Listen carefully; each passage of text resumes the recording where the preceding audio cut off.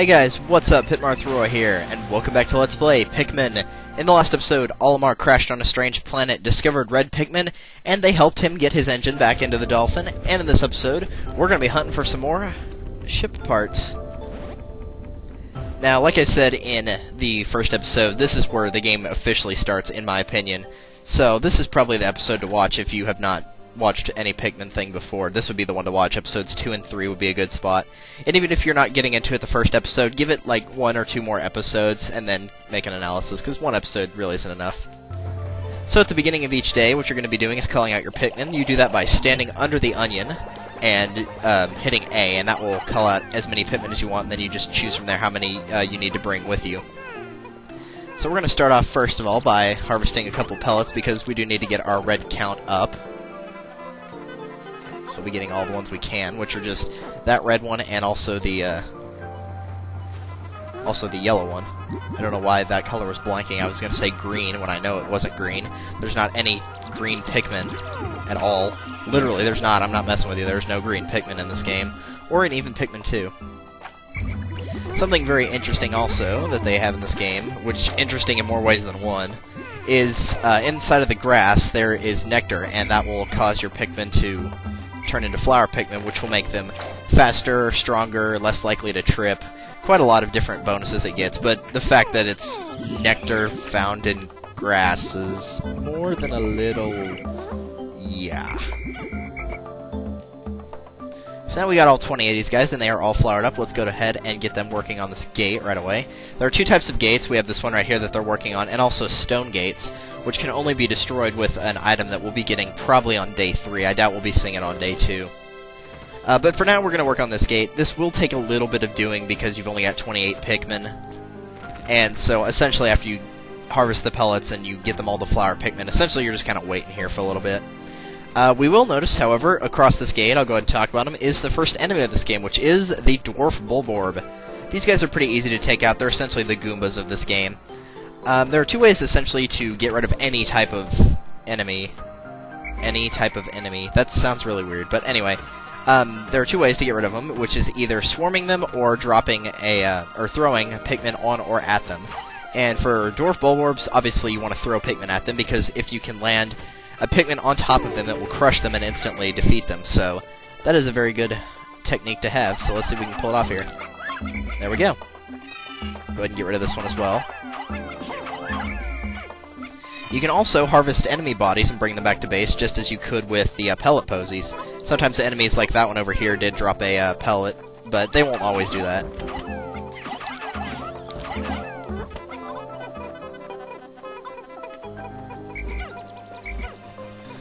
So let's continue to work here.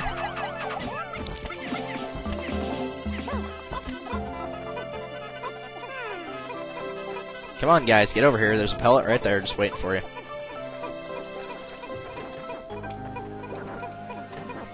Alright, very nice.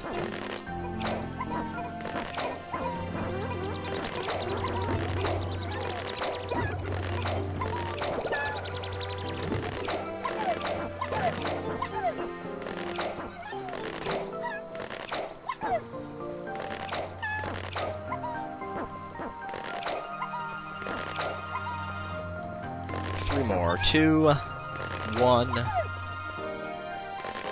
Alright, there we go. And I believe there was also some leftover nectar, so let's go ahead and let some of these leaf Pikmin get into flowers.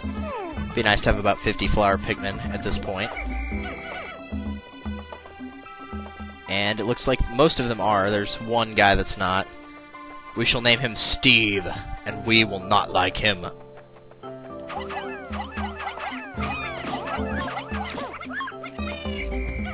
Alright, there we go.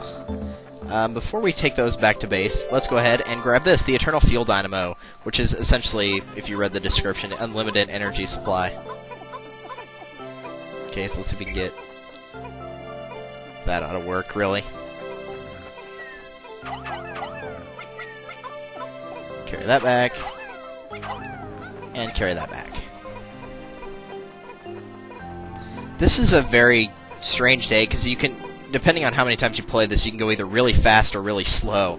If you go really fast, you can get quite a bit done, but you also kind of have to go a little bit slow because you have to raise up your red counts. There's two ways to play this game essentially, which is speed run, which is going through without having to raise up too many Pikmin, just pretty much the essential amount needed, and trying to get through as fast as you can. And then also the conservative one, where if you're new, which is probably what you should be doing, this should light things up. No more candles for me, which would be getting a lot of Pikmin and going pretty slowly. So now we have recovered 2 out of 30 parts. If we can find 3 more, we should be able to increase the dolphin's capabilities. What that means is that you'll be able to go to the next area, essentially.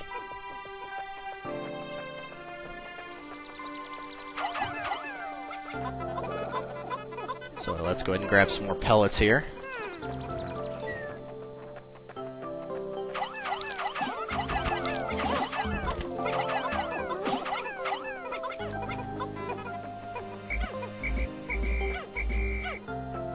Don't know how he got behind there, but okay. We can't grab that pellet because I know that the Pikmin will typically try to run into that enemy over there. And that enemy is actually a Spotty Bulborb. As you can tell, it's already a bigger version of the Dwarf Bulborbs that we've been seeing. And they are definitely much more of a threat, so you want to take them on with quite a decent amount of Pikmin. I'd say 40 is the minimum, but honestly, I would go at them with at least 50. Fortunately, we have more than 50, so we should be fine against them. There are actually 2 that we need to take out, or no, 3 in this day that we need to be taking out. So hopefully we'll be able to get, or all 3 of them. We should be able to get at least 2 of them. Is there another one we're missing? He's probably stuck on a wall somewhere. Pikmin, get up, seriously. Come on, man. Maybe he's not stuck on a wall. Oh well. Let's go ahead and grab this 5 pellet.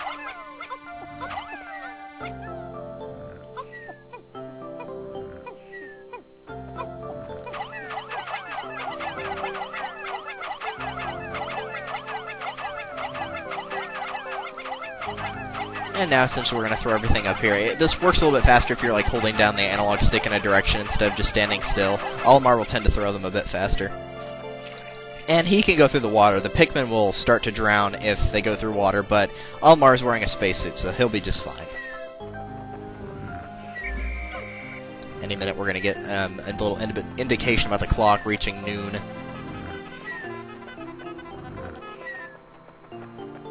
There's also some more grass right here.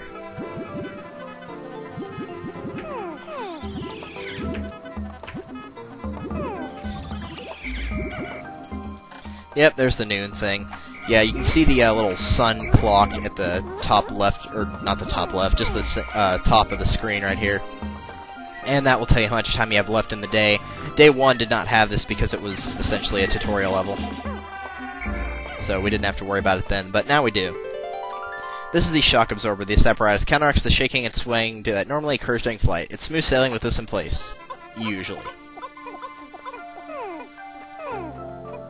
We'd like to think it is, but it's not.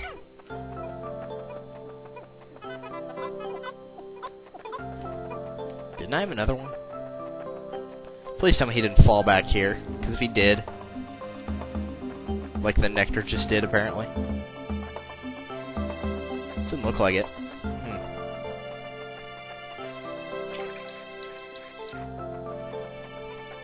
Still curious as to where that one went.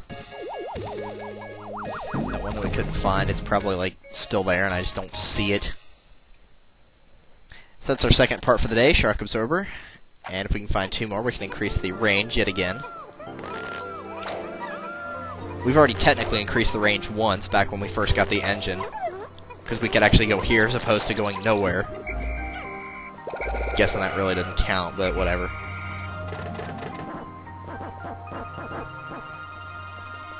I'm gonna forget them and go on for now. I really am curious as to where that one went. Maybe he got stuck behind that can and I didn't notice? No, he's not there. Maybe the game's just crazy. Sometimes it'll do that. I remember one time it showed, because I talked about these little bars at the bottom here, it said I had more Pikmin,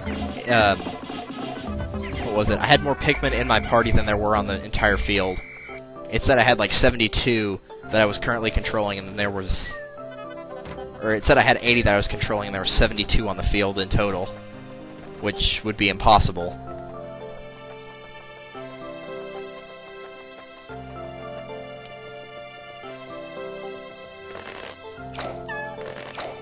So we'll get them working on that gate right there. I know that there's some enemies behind that, but I've checked before and they will not, you won't be so close to where they'll start attacking.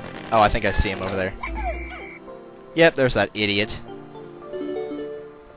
And by that little noise, I'm guessing they finished the gate. Yep, sure enough. Good job, guys. Okay, now something to note about the Dwarf Bulborbs and Spotty Bulborbs. You know the dwarf ones, while I'm destroying these guys, you know the dwarf ones stay awake, the spotty ones are asleep. That's one way to tell them apart, I suppose, but the easy way is just by sheer size. If the you leave the dwarf one awake or alive for too long, it will actually it will let out a cry and end up sending its mother on you, and essentially bringing the mother awake into life. And so then she'll start attacking you, so you really want to avoid doing that. Okay, so now that we've essentially done everything we can so far, at least mainly, because I know we're not going to have enough time to do anything else. But we actually got everything I wanted to get done completed, so that's good. We're going to put all of our reds back. Because once you take down all the enemies that we've seen so far, and that gate, along with the new enemies, essentially the rest of the day is just going to be doing one thing. And that is harvesting a new type of Pikmin, which is the yellow Pikmin. Whatever color onion is, it's obviously the same Pikmin. It's not going to trick you, and there's not going to be like an orange Pikmin and a yellow onion or anything like that.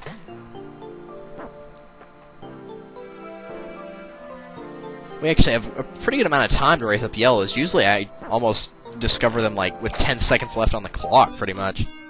So I'm glad we got some time to harvest up some yellows here. Yellows are the least useful, but you still do need to have them. Color is different, but it seems to be a Pikmin nonetheless. First glance suggests that this one in what some circles could be considered very large ears. Yeah, that would be me doing a facepalm. It looks like it might weigh less than the others. In what other ways might it be different from the red Pikmin? No matter. They are obviously quite similar, so I should call this one a Pikmin as well. Good call. So yeah, we're going to start harvesting up yellows here. So while we're harvesting, I'm going to talk a little bit more about the difference between red and yellows. Yellows, whenever you throw them, they go up in a higher arc. So that means they might be able to reach places, or they will be able to reach places that the red ones cannot. They are also able to wield a special type of thing that we'll be seeing later on. Not going to talk about it too much right now, so... because I'm pretty sure we're not going to get to that.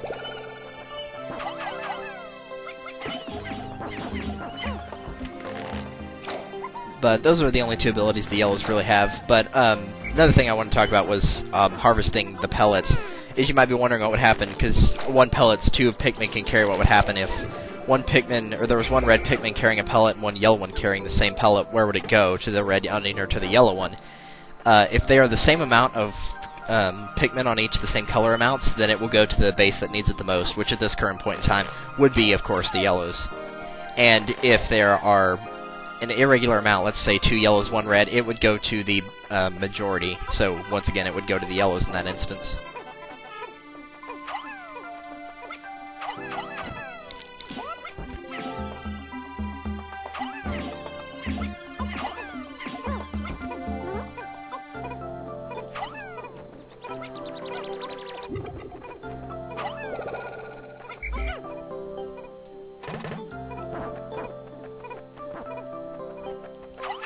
Actually glad we're getting a good amount here. Usually I only get about 10 of these yellow Pikmin by this point in the game.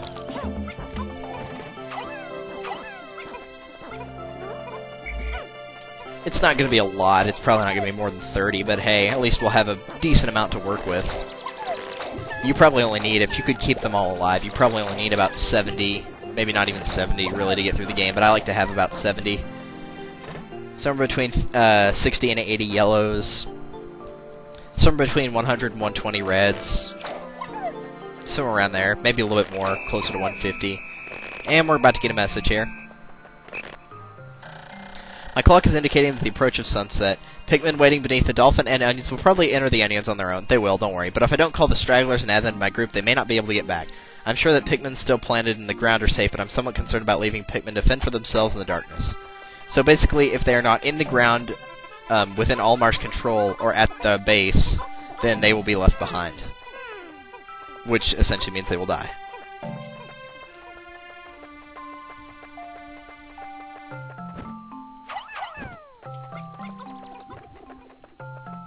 Glad we got that Spotty Bulborb back, because that is going to release a lot of Pikmin. May have time to get this back, not sure. Come on, guys. Even if I don't get them all plucked from the ground, I'd like to be able to try to get them.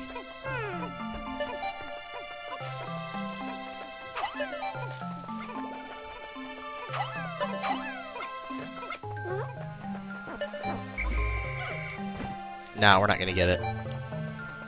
Well, we might. Dude, what are you doing?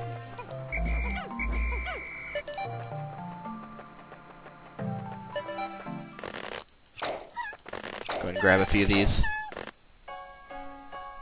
Hopefully we didn't leave any behind there, since that one idiot was straggling. There might be another one.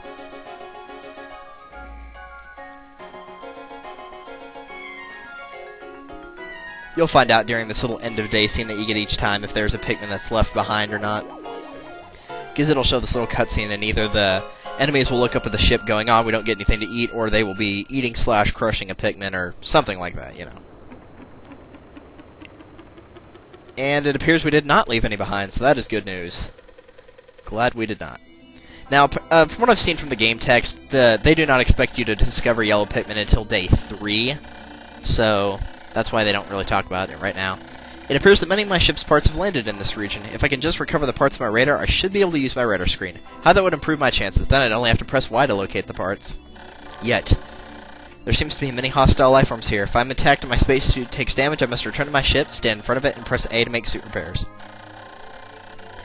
As I explore, I must pay attention to my suit's damage meter in the bottom left corner of the screen. And yes, it looks like we've done quite well. Sprite 99 did not lose any in battle, did not leave any behind. I'm not going to try to get a perfect run, which would mean not losing any in battle. I will end up losing some in battle, of course, but I'm going to try to not leave any behind at any point in this project. May not happen, but it's much more realistic than not losing any in battle, so yeah. Go ahead and save here. I'll talk a little bit more about the whole repairing your spacesuit thing, because you really don't have to that much, but I'll talk about it on day 3. So, next time on Let's Play Pikmin, we'll go back to the Forest of Hope, get some more yellows, and see what they have for their other ability, which will essentially allow us to progress further, because there's really nowhere else we could have gone. So, see you guys then. Later.